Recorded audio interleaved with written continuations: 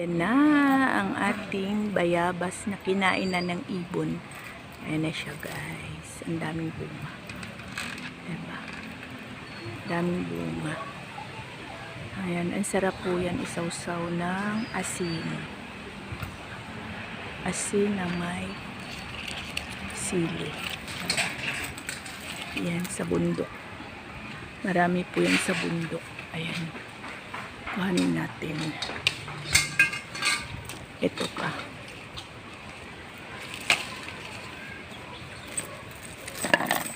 Ito pa siya malapit. Diba? Ito kasi kinain na siya ng ibon. Kinain na siya ng ibon. Sayang. Oo. Pero meron pa doon sa taas. Kulang siya maabot. Diba?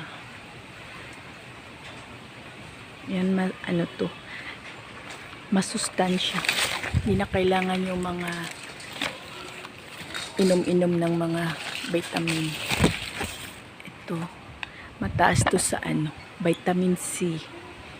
Yan, diba? Ito pa. Uy, ang laki. Ang laki to, ang laki.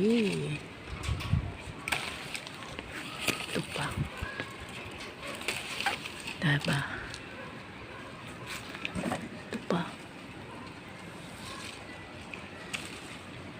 Dami siyang bunga.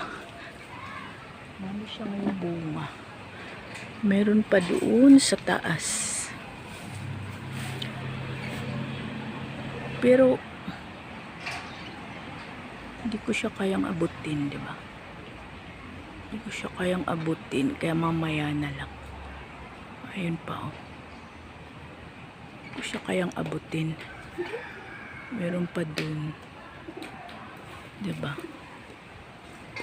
Ito na lang yung kaya nating abutin, yun lang ang ating kukuhanin. Diba? Ay, meron pa doon sa kabila. Ayun. Yan.